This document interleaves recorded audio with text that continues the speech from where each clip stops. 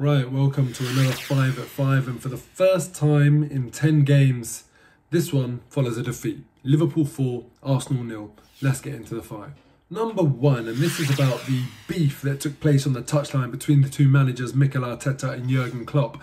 A lot of you are not going to get the point that I'm trying to make here. Some of you will, but I'm going to make the point anyway.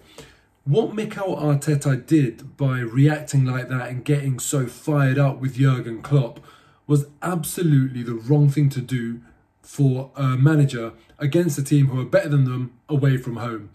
I've heard professional footballers talk about even the way they tackle in certain games being sort of considered in the sense of what it's going to do in terms of generating a fan reaction. So none of those big crunching hard tackles or dirty fouls, for example, when you're tackling, kind of being a bit more thoughtful about it, because when the crowd reacts to what you do, you get them fired up. That has a massive impact on the mood and the feel around the stadium. Now, effectively, what Mikel Arteta did yesterday in that moment was exactly that. He gave the fans a reason to get fired up, to get really annoyed.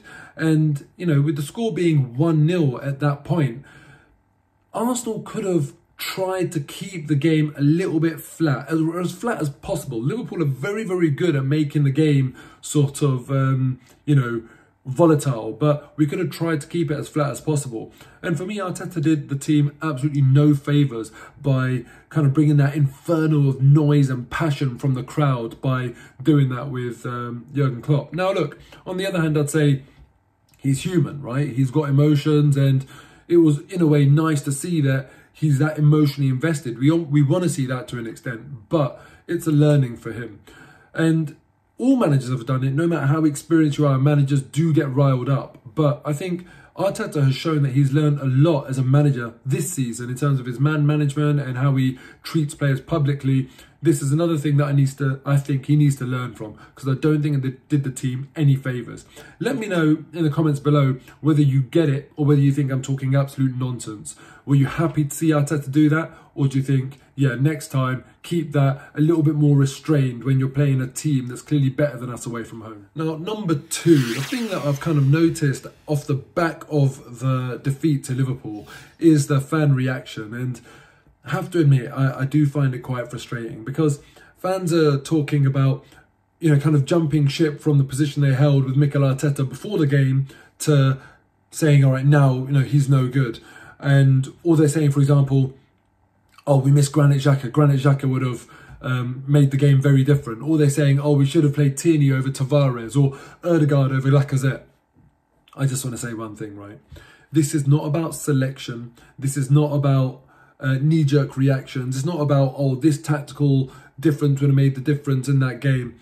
This is about a journey. This is about where Liverpool find themselves in their journey with a top-class manager who's been there for many years.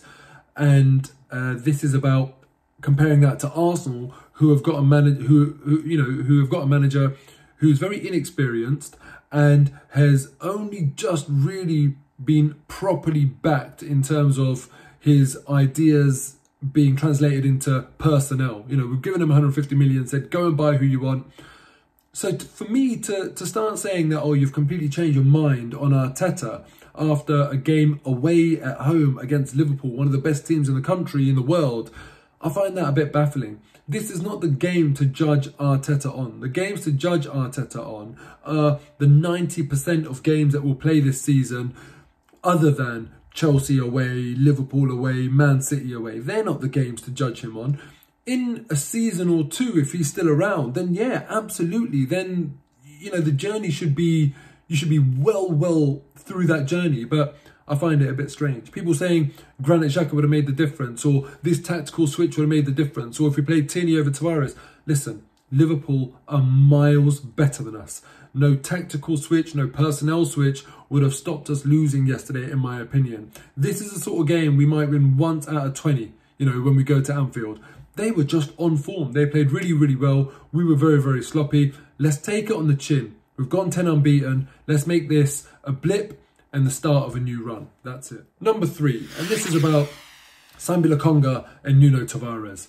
they struggled yesterday. They really, really struggled, especially Lokonga came out in the second half. And I don't know what happened. I don't know why, or whether it was just coincidence that he just started off the second half like that. But it was mistake after mistake after mistake. And I was watching that start of the second half at Anfield yesterday, and I was stressed because I thought, oh my God, we're not going to get away with this. And then clearly Tavares, passable to Jota, and then Ben White, you know, maybe you can't blame him. The way he dove in, you could say that could have been better. So yeah, another mistake. And then Ramsdale completely sold himself, could have done better, another mistake. And that's it, 2-0, and then our heads dropped. But the point here is that Tavares and Lokonga, they are young players with no experience of English football. And we have to expect that that's going to happen. Very often we hear people talk about Arsenal having the youngest average age in the Premier League. With that comes this. So very tough day for those guys, but stick with them. And yeah, look, you know, these things will happen, but hopefully it will happen less and less as they get more experience. Number 4, and that is Aaron Ramsdale again. And specifically that save that he made in the second half from Diogo Jota. What an incredible save that was. For me, at the stadium, it seemed like that was even better than the save against James Maddison in the James Maddison's free kick against Leicester. Let me know in the comments below which save you thought was better. This one against Liverpool against Jota, or the Maddison free kick save against Leicester. But either way, if it wasn't for Aaron Ramsdale, it could have been much, much worse yesterday. He did very well. Yes, he was poor for the second goal, but that came out of a mistake. So, you know, I guess you're always going to be up against it when you give a ball away that cheaply. But Aaron Ramsdale, yet again, the fact that he's come out of a 4-0 battering with some credit shows that, you know, he still managed to pull off some really vital saves. And to top it off, went into the crowd and gave his shirt away at the end of the game. Very likeable, performing very well, and, you know, hopefully he won't concede 4 goals again this season, because, you know, his performances aren't reflective of a 4-goal defeat. He's much better than that. And now, as I've been doing, I want to focus on these 6 key games that I keep on banging on about. We're 3 games into it. We've won 2 and lost 1. And you know what? I'll take 6 points out of 9 out of Leicester away, Liverpool away and Watford at home. Now, the next 3 games to complete this run, which I think is so important to tell us what Arsenal are about, because I expected a defeat here, and now it's about how we bounce back from that. Luckily, we've got Newcastle at home. Eddie Howe will be there for his first game if he recovers from COVID, but we have to win that game. That will put us at 9 points out of 12, and then we'll have United and Everton away. With United, who knows what to expect now that Ole Gunnar Solskjaer has been sacked.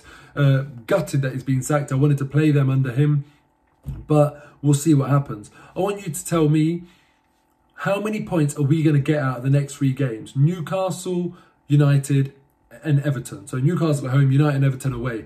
I'm going to go for 6 points. I think we'll lose one of the games away from home, but we'll win the other 2. So as a whole, I think that would be very, very good. 12 points out of that 18 in those 6 games. If we get 6 points out of the next 3, that would be a decent return. Let me know what you think. So far, I think let's have a bit of patience. We're doing all right. Let's see how these 6 games pan out with the context of a 10-game unbeaten run behind us. Hopefully this Liverpool game was just a blip and we can go and put together another decent run. See you next time after Newcastle.